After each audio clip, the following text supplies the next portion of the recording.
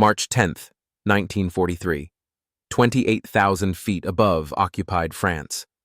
Lieutenant Colonel Hubert Zemke grips the controls of his Republic P-47 Thunderbolt as it shudders through another labored climb. The massive radial engine roars ahead of him, 18 cylinders, 2,000 horsepower, fighting against 10,000 pounds of empty weight, 17,500 when fully loaded. The heaviest single-engine fighter ever built. Below him, sleek Focke-Wulf 190s slice through American bomber formations like sharks through a school of fish. The B-17s are dying. Again. Zemke pushes his throttle forward and dives to intercept. The P-47 accelerates, slowly, reluctantly. The German fighters see him coming. They pull up sharp, climbing at impossible angles. Zemke tries to follow. The Thunderbolt wallows, struggles, falls behind. Physics doesn't negotiate. The Germans escape clean. The bombers continue burning. This is the third time this week. German pilots have a name for the P-47. Der Fliegende Fass, the Flying Barrel. American pilots have other names, none of them printable. In the first 2 months of P-47 operations, 3 fighter groups flew 2,279 sorties over Europe. The result? 10 German aircraft claimed destroyed. The cost? 18 P-47s lost to enemy action. The mathematics are brutal. The P-47 Thunderbolt, America's newest, most advanced fighter, is failing, spectacularly. The mockery started early. German ace Kurt Bühligen, credited with 112 aerial victories, described the P-47 with clinical precision. The P-47 was very heavy, too heavy for some maneuvers. We would see it coming from behind and pull up fast. The P-47 couldn't follow. We came around and got on its tail in this way. Simple, effective, deadly. The Luftwaffe had cracked the code within weeks. Attack from below, where the Thunderbolt struggled most. Force turning fights where its massive weight became a liability. Watch it fall like a stone. Luftwaffe pilots developed a routine. Spot the distinctive silhouette. Broad wings, massive cowling, that unmistakable bulk. Pull up hard. Watch the American pilot try to follow. Watch him fail. Then, kill him. The P-47's reputation spread through German fighter squadrons like wildfire. Easy targets. Flying coffins. American pilots sent to die in an aircraft too heavy to fight, too slow to run. They weren't entirely wrong. American pilots knew the truth better than anyone. The P-47 couldn't turn with a Focke-Wulf 190, couldn't climb with a Messerschmitt Bf 109. Below 20,000 feet, it handled like a brick with wings. At medium altitude, where most air combat occurred, it was outclassed by every German fighter in service. The climb rate was particularly humiliating. Nearly 12 minutes to reach 30,000 feet, 3 minutes longer than a Supermarine Spitfire, 1 full minute behind a P-51 Mustang. In air combat, 1 minute might as well be an hour. During training in the United States, the statistics told their own story. 18 pilots killed, 41 aircraft destroyed, not by enemy action, by the aircraft itself. Training accidents, mechanical failures, pilots who couldn't master the beast they'd been given to fly. The 56th Fighter Group, preparing for deployment to Europe, lost more men to their own aircraft than some units lost in combat. Squadron commanders filed report after report. The P-47 was too heavy, too complex, too dangerous for average pilots to handle. It needed more development time, more testing, more everything. The reports were ignored. The war wouldn't wait. But Hubert Zemke saw something others missed. He'd served as a combat observer with the Royal Air Force in 1940 during the Battle of Britain. Watched Spitfires and Hurricanes fight Messerschmitt 109s over London. Learned that aircraft limitations could be overcome through tactical innovation. Every fighter had weaknesses. The key was avoiding them. Every fighter had strengths. The key was exploiting them. The P-47 had obvious weaknesses: poor maneuverability, slow climb rate, excessive weight. but it also had strengths that no one was using properly. At 30,000 feet, the P-47's turbo supercharger system gave it power that no German fighter could match. The complex system of ducts and turbines, fed by exhaust gases, compressed thin air at altitude and forced it into the engine. At 27,000 feet, the R-2800 double wasp engine produced maximum power. German fighters peaked at 20,000 feet. Above 25,000, they gasped for air. In a dive, the P-47's weight became an asset. Gravity plus 2,000 horsepower equaled devastating speed. No contemporary fighter could match a Thunderbolt in a vertical dive. 50 caliber machine guns connected with a target, they delivered 12.72 pounds of lead per second.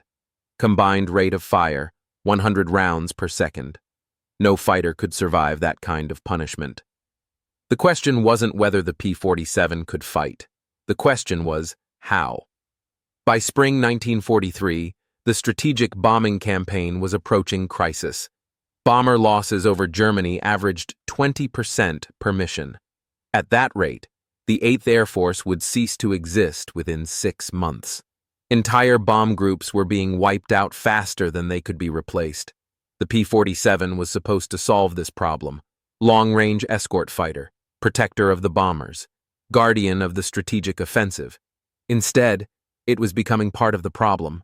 German fighters attacked with impunity, knowing the P-47s couldn't catch them in a climb, couldn't turn with them in a dogfight, couldn't pursue them to low altitude where the Thunderbolt's performance degraded catastrophically. Something had to change. Zemke had an idea. It violated every principle of fighter combat taught at flying schools. It contradicted decades of aerial warfare doctrine. It went against the natural instincts of every fighter pilot who'd ever lived. It might work. The Germans were about to learn that mockery has consequences, and that the heaviest fighter in the sky was about to become the deadliest. Summer 1943, Duxford Airfield, England. Zemke gathered his squadron commanders in a cramped briefing room. Maps covered every wall. France, Germany, the Low Countries marked with red circles indicating Luftwaffe airfields. The men expected another routine escort mission briefing. They were wrong.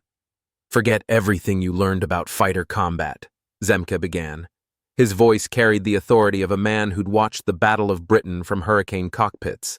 No more turning fights. No more chasing enemies down to the deck. No more playing by their rules. The pilots exchanged glances. Major Francis Gabreski, already an experienced combat pilot, leaned forward. Captain Robert Johnson shifted uncomfortably in his chair. Zemke continued. "New doctrine. Position at 28 to 30,000 feet. Wait for targets below. Dive at 450 miles per hour straight through enemy formations. Fire concentrated bursts. Use dive momentum to zoom back to altitude." He paused, letting the words sink in. Never commit to turning engagements. The silence stretched. This wasn't fighter combat as they understood it. This was hit-and-run tactics, guerrilla warfare in the sky. It was cowardly. It was un-American. Zemke didn't care. Dead heroes don't win wars. The physics were brutal but undeniable. Energy management. The fundamental principle of aerial combat that most pilots ignored. Convert altitude to speed, speed back to altitude. Maintain the energy advantage at all costs. The P-47's turbo supercharger gave maximum power at 27,000 feet. German fighters, FW-190s and Bf-109s, peaked at 20,000. Above 25,000 feet, the Thunderbolt held a decisive advantage. In a dive, the P-47's massive weight became its greatest asset. Gravity plus 2,000 horsepower equals devastating acceleration. At 450 miles per hour in a vertical dive, no German fighter could match that speed. They couldn't escape. They couldn't pursue. 50 caliber Browning machine guns fired 100 rounds per second combined. 50 caliber ammunition concentrated on target. No time for evasion. No chance for return fire. No survivors. But it required iron discipline. Resist the natural urge to dogfight. Resist the temptation to pursue damaged enemies. Hit hard, climb fast, repeat. Most fighter pilots couldn't do it. The instinct to stay and fight was too strong. Zemke's pilots would learn, or they would die. The first test came sooner than expected. October 4th, 1943. Intelligence reported 180 German fighters, Focke-Wulf 190s, and Messerschmitt Bf 109s, climbing to intercept a formation of B-17 flying fortresses over western Germany.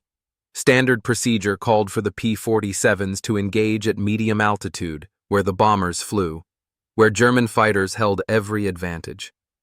Zemke positioned 52 Thunderbolts at 30,000 feet, and waited. The German formation climbed steadily toward the bombers at 25,000 feet. Confident, aggressive. They'd done this dozens of times before. The P-47s would dive to protect the bombers. The Germans would climb to meet them. Superior maneuverability would decide the outcome. The Germans had never faced Zemke's new tactics. At 09:17 hours, Zemke gave the order. Dive. 52 P-47 Thunderbolts rolled inverted simultaneously. Noses pointed straight down. Throttles pushed to maximum power. The German formation scattered like startled birds. Some tried to climb away from the diving Americans. Too late. The P-47s were already accelerating past 400 miles per hour. Gravity and horsepower combined into unstoppable momentum. Others tried to dive away. Fatal mistake. Nothing could outdive a Thunderbolt. High-speed passes, concentrated firepower. 50 caliber guns per aircraft multiplied by 52 aircraft equals devastating destruction. No turning fights, no prolonged engagements. Hit and climb. Hit and climb. The German formation disintegrated. Multiple enemy fighters destroyed. 0 P-47s lost. The bombers completed their mission without interference. The new tactics worked. Not everyone believed. Traditional fighter pilots called it running. Cowardice disguised as tactics. Real fighters stayed and fought until the enemy was destroyed or they were dead. Major Don Blakesley of the 4th Fighter Group was particularly vocal. "We're not taxi drivers," he said. "We're fighter pilots. Our job is to destroy the enemy, not run away from him." Other squadron commanders agreed. The P-47 was finally getting results, but at what cost? Where was the honor in hit-and-run attacks? Where was the glory in refusing to fight? Zemke had numbers. Before the new tactics, 18 P-47s lost, 10 German aircraft claimed destroyed. 56-1. Unsustainable. After implementing dive and zoom doctrine, kill ratios improving rapidly, bomber losses declining dramatically, P-47 losses dropping to acceptable levels, the mathematics were undeniable. The new tactics saved American lives while killing more Germans, but the real test was yet to come. The Germans noticed the change immediately. Luftwaffe pilots reported strange behavior from American fighters, P-47s that refused to dogfight, attacks that came from impossible altitudes at impossible speeds, American pilots who wouldn't take the bait when German fighters tried to force turning engagements. German tactical manuals were hastily rewritten. New instructions: avoid high-altitude engagements with P-47s, attack from below where possible, force combat at medium altitude where German fighters retained advantages. But Zemke's pilots were disciplined. They didn't take the bait. They stayed high. They dove fast. They climbed away before German fighters could respond. The hunters were becoming the hunted. German pilots stopped diving away from attacking P-47s. They'd learned that Thunderbolts could outdive anything in the Luftwaffe inventory. Diving meant death. They stopped mocking the flying barrel. The P-47 was no longer a joke. Properly employed at high altitude, it was the most dangerous fighter in European skies. The mockery was ending. The killing was just beginning. But the Germans had one more surprise waiting. A response that would test Zemke's tactics to their absolute limit. and reveal whether the P-47 could truly dominate the skies over Europe. June 26, 1943. 0947 hours. 26,000 feet above the Ruhr Valley. Captain Robert S. Johnson's P-47. Thunderbolt shudders as cannon shells tear through the fuselage. The first hit punches through his engine cowling. The second destroys his oil cooler. The third shatters his canopy frame. He's under attack by 16 Focke-Wulf 190s. Johnson tries to dive away, standard procedure under Zemke's new doctrine. The P-47 responds sluggishly, engine temperature climbing rapidly, oil pressure dropping. The Pratt & Whitney R-2800 is dying.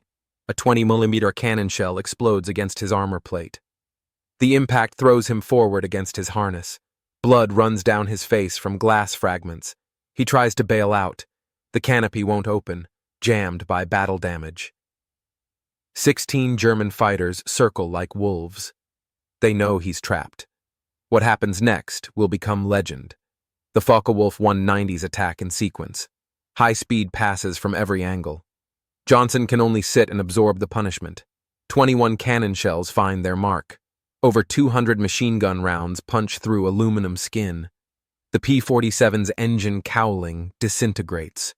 Chunks of metal peel away in the slipstream. The fuselage looks like a colander. Wings punctured in dozens of places. Tail surfaces shot away. Hydraulic fluid streams from severed lines. Any other fighter would have disintegrated. The P-47 keeps flying. Johnson works frantically at the canopy release. The mechanism is jammed solid. No escape possible. He's going to ride this aircraft to whatever end awaits. The German fighters continue their attacks even after exhausting their ammunition, trying to force him down with propeller wash, attempting ramming attacks that would kill them both.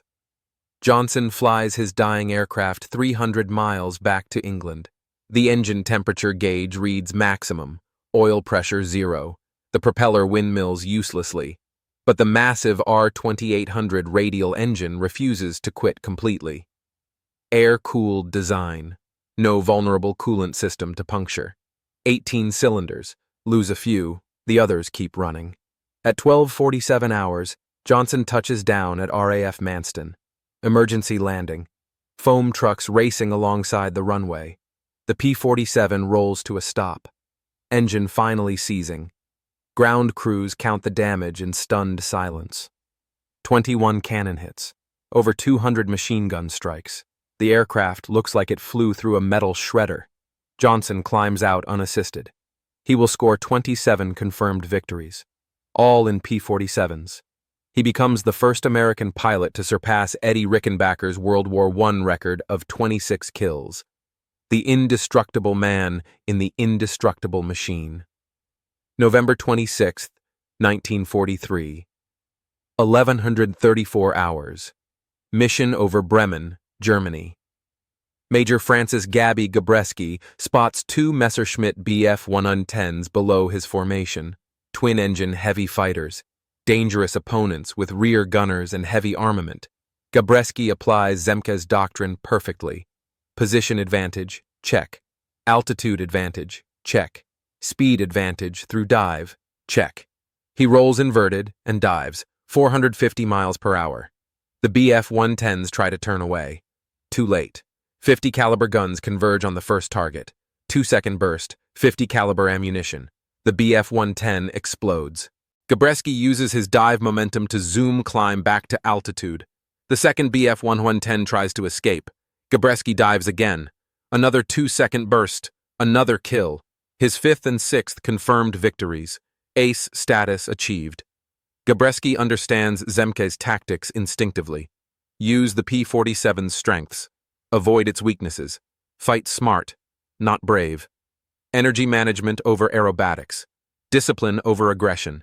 He will eventually score 28 victories in P-47s, becoming America's top ace in Europe. All his kills come at the controls of Thunderbolts. He flies 266 combat missions in World War II and Korea, survives a crash landing and German POW camp, later shoots down 6 aircraft in Korea, becoming one of only 7 American pilots to achieve ace status in 2 wars. The P-47 makes him legendary. He makes the P-47 legendary in return. The 56th Fighter Group becomes an ace factory. 39 pilots achieve ace status. 5 or more confirmed kills. More than any other 8th Air Force Fighter Group. Names that will echo through aviation history. Johnson, Gabreski, Schilling, Mahurin, Powers, Quirk, Stewart, Macaulay, all flying Thunderbolts, all using Zemke's tactics, all proving that the useless P-47 can kill with devastating efficiency. 5 aerial victories at the cost of 128 aircraft lost. 3-1. The highest-scoring fighter group in the 8th Air Force for air-to-air combat. 75 confirmed kills. But his real achievement isn't personal victories. It's the tactical revolution that transforms the P-47 from liability to legend. The 56th Fighter Group remains the only 8th Air Force unit to refuse transition to P-51 Mustangs. They prefer their Thunderbolts. The results prove them right. Other groups switch to the longer-range, more maneuverable Mustang. The 56th keeps flying P-47s until VE Day, and keeps killing Germans. October 8, 1943. 15:23 hours. High over Western Germany. Oberleutnant Hans Philipp, 206 confirmed victories, over 500 combat missions on Eastern and Western fronts, leads a formation of Messerschmitt Bf-109s against American bombers. He's one of Germany's best pilots. A veteran of the Battle of Britain, the Eastern Front, the defense of the Reich. He's survived 3 years of continuous combat. P-47s dive from 30,000 feet. Philipp tries to climb away, the standard German response to high-altitude attacks. His Bf-109 climbs well, but not well enough, not fast enough. The Thunderbolts are already accelerating past 400 miles per hour. At 15:24 hours, Hans Philipp dies in combat against P-47s. The news spreads through Luftwaffe fighter squadrons like wildfire. If Philipp, with 206 victories, can be killed by P-47s, anyone can be killed. The psychological impact is devastating. German pilots who once mocked the flying barrel now fear it. High-altitude engagements become death traps. The P-47s hold every advantage above 25,000 feet. Luftwaffe tactics change accordingly. Avoid high-altitude combat. Attack from below. Force turning fights at medium altitude where German fighters retain advantages. But Zemke's pilots are disciplined. They don't take the bait. The hunter has become the hunted. But the war is changing. The P-47's greatest test is yet to come. June 6, 1944. 06:30 hours. Normandy beaches. P-47s of the 9th Air Force streak over Omaha Beach at 300 feet. Below them, American infantry struggles through surf and sand under withering German fire. Machine gun nests, artillery positions, concrete bunkers that seem impregnable. The Thunderbolts carry a different load today. No drop tanks for extended range. 50 caliber machine guns loaded with armor-piercing ammunition. The P-47 has found its true calling. Ground attack. The aircraft that German pilots mocked as too heavy proves perfect for low-level combat. Weight means stability. Stability means accuracy. The massive R-2800 radial engine can absorb anti-aircraft fire that would destroy liquid-cooled fighters like the P-51. No vulnerable coolant system. No delicate radiators. Just 18 cylinders of air-cooled reliability. The P-47 can take punishment and keep flying. At 06:47 hours, the first wave attacks German positions overlooking the beaches. Dive-bombing runs at 60-degree angles. Rockets fired in pairs. Machine guns strafing anything that moves. The German defenders have never faced anything like this. The transformation is remarkable. The same aircraft that struggled in air-to-air combat at medium altitude dominates ground attack missions. The P-47's weight, once a liability, becomes its greatest asset. Fully loaded with bombs and rockets, a single P-47 carries approximately half the payload of a B-17 Flying Fortress. but it delivers that payload with precision impossible for high-altitude bombers. Dive angle, 60 degrees. Release altitude, 3,000 feet. Accuracy, devastating. German tank crews learned to fear the distinctive sound of a diving Thunderbolt, the whistle of air through wing roots, the roar of the R-2800 at maximum power, the scream of incoming rockets.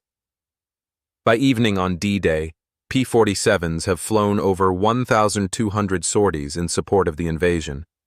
Losses, minimal. Effectiveness, extraordinary. The beachhead is secure. The P-47 helped secure it. July 29, 1944.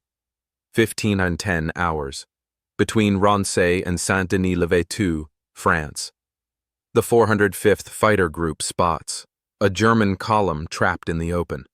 Operation Cobra, the breakout from Normandy, has caught an entire panzer regiment in daylight with nowhere to hide. 66 tanks, 204 other vehicles, 11 artillery pieces, thousands of German soldiers, all sitting motionless on a country road.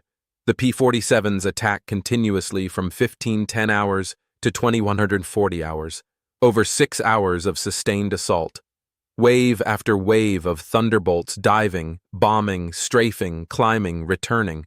Each aircraft carries 10 5-inch rockets. Each rocket delivers the explosive force of a 105mm artillery shell. 48 P-47s equals 480 rockets. Plus bombs, plus machine gun fire. The German column ceases to exist. Final count, 66 tanks destroyed. 204 vehicles destroyed, 11 artillery pieces destroyed, casualties uncounted. One of the most devastating single-day fighter-bomber attacks of the entire war. The road becomes known as the Corridor of Death. August 7th, 1944. 545 hours. Mortagne, France. German panzer divisions launch Operation Lüttich, the last major counterattack in Normandy. 4 armored divisions concentrated for a desperate thrust toward the coast. If successful, they could cut off Allied forces and throw them back into the sea. The attack begins in darkness. German tanks advance under cover of fog and low clouds. By dawn, they've penetrated 6 miles into Allied lines. Then the weather clears. P-47s appear overhead like avenging angels. The concentrated panzer formations, perfect for breakthrough operations, become perfect targets for fighter bombers. Hundreds of tanks and vehicles packed into narrow valleys with no room to maneuver. The slaughter begins at 0630 hours. Wave after wave of Thunderbolts, rockets, bombs, machine gun fire. The German advance stops, reverses, collapses. Within 24 hours, Operation Lüttich is finished. Not defeated by Allied tanks or artillery, but by fighter bombers. The P-47 has become the ultimate tank killer. German survivors report that the sound of diving Thunderbolts caused panic among even veteran troops. Psychological warfare as effective as physical destruction. The statistics tell the story. From D-Day to VE Day, P-47 pilots claim destruction of 86,000 railroad cars, 9,000 locomotives, 6,000 armored fighting vehicles, 68,000 trucks. The German war machine is being dismantled from the air, supply lines severed, transportation networks destroyed, mobile reserves immobilized. The P-47 proves that tactical air power can be decisive, that close air support can determine the outcome of ground battles, that the right aircraft, properly employed, can change the course of campaigns. But the Luftwaffe has one final gamble. January 1st, 1945. 0920 hours. Allied airfields across Western Europe. Operation Bodenplatte. The Luftwaffe's last desperate throw of the dice. Nearly 1,000 German aircraft launch coordinated surprise attacks on Allied airfields. They catch the Allies completely off guard. At Eindhoven, German fighters strafe-parked P-47s. At Melsbrook, FW-190s destroyed dozens of aircraft on the ground. At Ash, Bf-109s catch American pilots at breakfast. Over 200 Allied aircraft destroyed, many of them P-47s caught helpless on the ground. For a few hours, it seems like the old Luftwaffe has returned. Aggressive, effective, dangerous. But the victory is hollow. The operation exhausts the Luftwaffe's remaining strength for no strategic gain. The Germans trade their last reserves, irreplaceable pilots and aircraft, for a tactical success that means nothing. The destroyed P-47s are replaced within days. New aircraft roll off production lines in the United States. Fresh pilots arrive from training schools. The German pilots are irreplaceable. By February 1945, the Luftwaffe effectively ceases to exist as a fighting force. The P-47s return to their work of destroying what remains of the German war machine. The war is ending. The P-47 has helped end it. But the final accounting is yet to come. The numbers that will prove, once and for all, whether the aircraft that German pilots mocked deserves its place in history. May 8, 1945. 11:01 hours. VE Day. The guns fall silent across Europe. In hangars from England to France, ground crews perform final maintenance on P-47 Thunderbolts that will never see combat again. Propellers still, engines cooling. The war is over. Time for the final accounting. 15,683 P-47s produced between 1941 and 1945. The most produced American fighter by total quantity. A new Thunderbolt rolled off Republic Aviation's production line every hour for 4 years straight. Only 3,199 lost in combat. 7% per mission. One of the lowest of any World War II fighter. For every 1,000 P-47 sorties flown, 7 aircraft failed to return. Remarkable survivability for an aircraft initially dismissed as too vulnerable for combat. 6-1. 6 enemy aircraft were destroyed. In over 746,000 sorties of all types. Escort missions, ground attack, reconnaissance, everything. Total enemy aircraft destroyed by P-47 pilots in the European theater, over 7,000. More than half, over 3,500, in air-to-air combat. The remainder destroyed on the ground during strafing attacks. This total exceeds any other Allied fighter type. More than the P-51 Mustang, more than the Supermarine Spitfire, more than any German fighter achieved against Allied aircraft. The numbers don't lie. The technical specifications tell their own story. Maximum speed, 426 miles per hour at 30,000 feet. Faster than any production German fighter at that altitude. The complex turbo-supercharger system, dismissed by critics as over-engineered, provided performance that no enemy could match above 25,000 feet. Service ceiling, 42,000 feet. Higher than any operational German fighter. The P-47 could literally fly above the reach of enemy interceptors. 50 caliber Browning machine guns with 3,400 rounds total ammunition. Combined rate of fire, 100 rounds per second. 72 pounds of lead per second when all guns fired simultaneously. The heaviest fighter armament of any single-engine American aircraft. When those guns connected with a target, the result was catastrophic destruction. The Pratt & Whitney R2800 double Wasp engine, 18 cylinders, 2 rows, 2,000 to 2,430 horsepower depending on variant. Air-cooled design with extraordinary tolerance for battle damage. No vulnerable coolant system. No delicate radiators. Multiple documented cases of P-47s returning to base with cylinders shot off, cowlings destroyed, massive structural damage. The same engine powered the F-6F Hellcat and F-4U Corsair, the Navy fighters that dominated the Pacific. Proven reliability in the most demanding conditions. Weight, 10,000 pounds empty, 17,500 pounds fully loaded. The heaviest single-engine fighter of World War II, at least twice as heavy as a Supermarine Spitfire. The weight that German pilots mocked became the P-47's greatest asset in ground attack operations. The 56th Fighter Group's final tally validates Zemke's tactical revolution: 5 aerial victories, 311 ground kills, 128 aircraft lost in combat, 3-1 for aerial combat. The highest-scoring fighter group in the 8th Air Force for air-to-air victories, 75 confirmed kills. But individual scores tell only part of the story. The group produced 39 fighter aces, pilots with 5 or more confirmed kills, more than any other 8th Air Force fighter group, names that became legends in American aviation history. Francis Gabreski, 28 kills, Robert Johnson, 27 kills, 5 kills, 75 kills, Gerald Johnson, 18 kills, all flying P-47s, all using Zemke's dive and zoom tactics, all proving that tactical innovation could overcome aircraft limitations. The 56th remained the only 8th Air Force group to refuse transition to P-51 Mustangs. They preferred their Thunderbolts through VE Day. The results proved them right.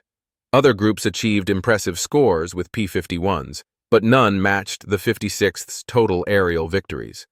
The obsolete P-47 outperformed the superior Mustang in the hands of pilots who understood how to use it properly. Critics pointed to the P-51 Mustang's advantages: longer range, better climb rate, superior maneuverability. The Mustang could escort bombers to Berlin and back, could turn with German fighters, could climb with the best enemy aircraft. All true. But numbers don't lie.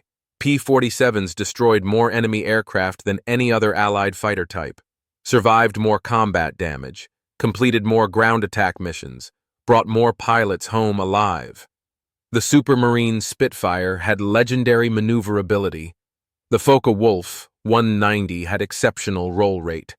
The Messerschmitt Bf 109 had outstanding climb performance.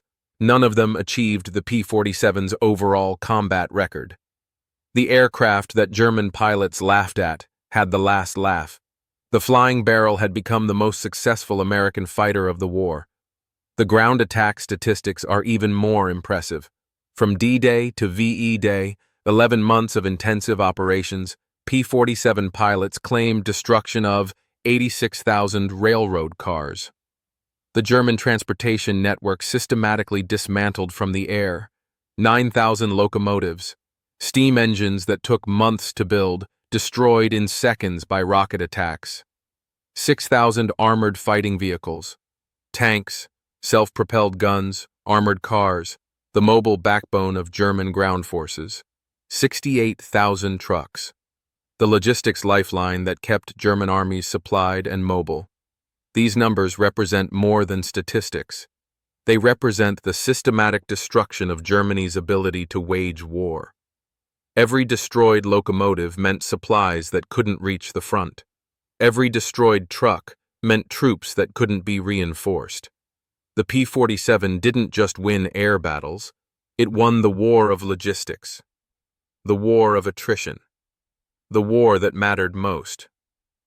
But the most telling statistic is simpler. Bomber losses over Germany, 20% per mission in early 1943, before effective fighter escort. Less than 2% per mission by 1945, after P-47s and P-51s established air superiority. The strategic bombing campaign that nearly collapsed in 1943 succeeded in 1945. The P-47 bridged the critical gap, provided escort when no other fighter had the range, established air superiority when the outcome was still in doubt. The mockery had turned to respect, then to fear. The aircraft that German pilots dismissed as useless had destroyed the Luftwaffe. The numbers prove it. But numbers alone don't capture the full story. The legacy of the P-47 extends far beyond World War II statistics. The tactical innovations, the technological advances, the lessons learned, all would influence aviation for decades to come. The final chapter was yet to be written. December 1945. Wright Field, Ohio. Colonel Hubert Zemke sits across from a panel of Air Force historians. The war has been over for 7 months. The interviews are part of an official study, lessons learned from the European air campaign. The dive and zoom tactics, one historian asks. Do you believe they'll remain relevant in future conflicts? Zemke considers the question carefully. Outside the window, experimental jets streak across the Ohio sky. The age of propeller fighters is ending. But the principles he developed, energy management, altitude advantage, disciplined engagement, those will endure. Aircraft change, he says finally. Physics doesn't. He's right. The tactical doctrine developed for the P-47 becomes the foundation for jet fighter operations in Korea, Vietnam, and beyond. Energy management over aerobatics, altitude advantage over maneuverability, disciplined engagement over aggressive pursuit. The lessons learned at 30,000 feet over Germany echo through decades of aerial warfare. The strategic impact extends far beyond tactical innovation. The P-47 enabled the strategic bombing campaign to continue when bomber losses threatened to make it unsustainable. From spring 1943, Thunderbolts provided escort that inflicted heavy losses on Luftwaffe interceptors. Bomber losses declined from 20% per mission in 1943 to less than 2% by 1945. The difference? Effective fighter escort. The P-47 bridged the critical gap until longer-range P-51s could take over deep penetration missions. Without the P-47, the strategic bombing offensive might have collapsed in 1943. Germany's industrial capacity would have remained intact. The war would have lasted longer. Casualties, military and civilian, would have been far higher. The aircraft that German pilots mocked helped shorten World War II. The ground attack legacy proves equally significant.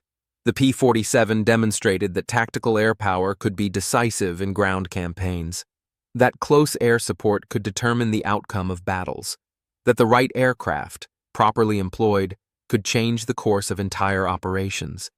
The devastation at Rancy, 66 tanks, 204 vehicles destroyed in one afternoon, became a case study in tactical air power. The collapse of Operation Lüttich under P-47 attacks proved that concentrated armor was vulnerable to concentrated air attack. These lessons influenced post-war aircraft design and doctrine. The emphasis on rugged construction, heavy armament, and survivability. The integration of air and ground operations. The development of specialized close air support aircraft. The Fairchild Republic A-10 Thunderbolt II, the Warthog, carries the P-47's name and philosophy into the jet age. Rugged durability for ground attack missions, survivability over speed, firepower over maneuverability. The spiritual successor to the aircraft that proved ground attack could be decisive. The technological innovations endure. The P-47's turbo supercharger system pioneered high-altitude fighter operations. The complex arrangement of ducts, turbines, and intercoolers that critics dismissed as over-engineered became standard for high-performance aircraft. Modern jet engines use similar principles, compressing thin air at altitude, maintaining power where other engines fail.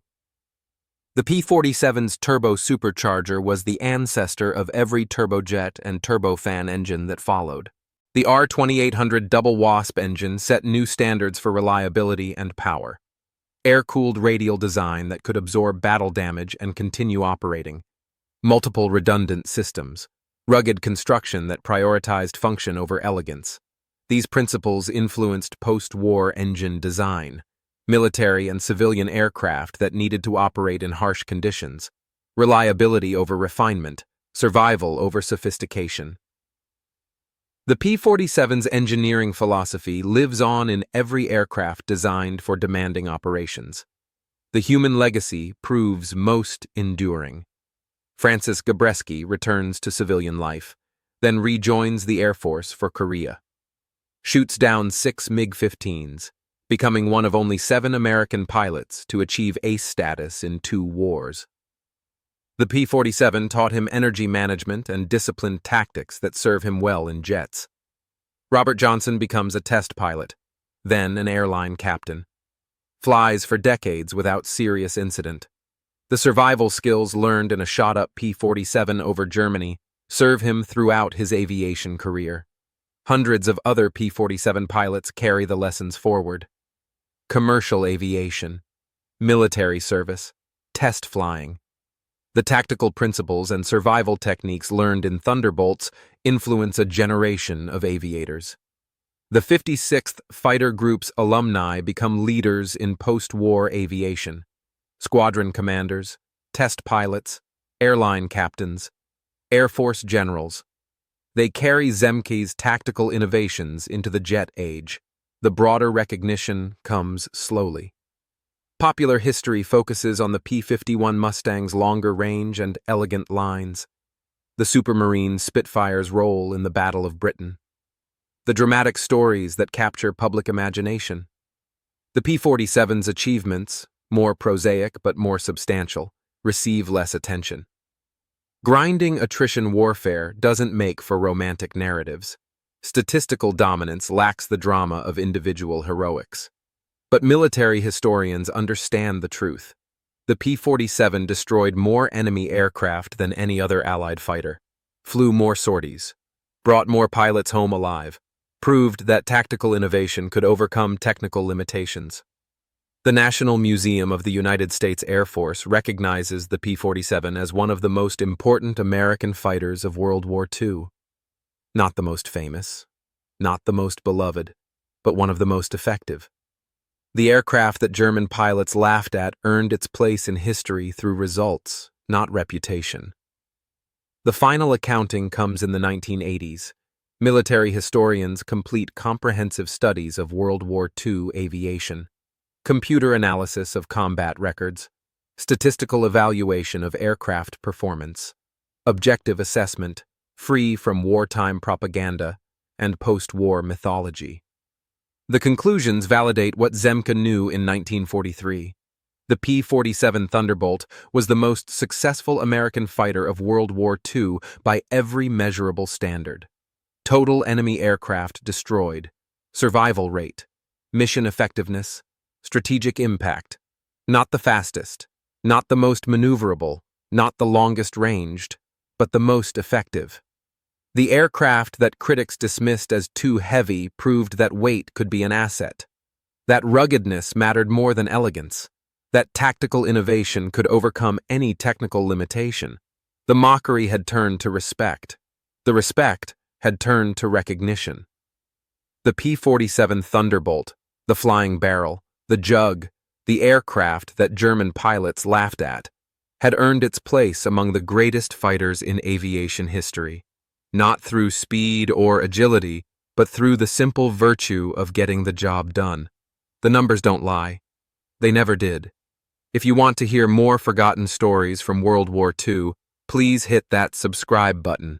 These stories deserve to be remembered, and your support helps us keep sharing them. Let us know in the comments where you're watching from. You're part of keeping these memories alive.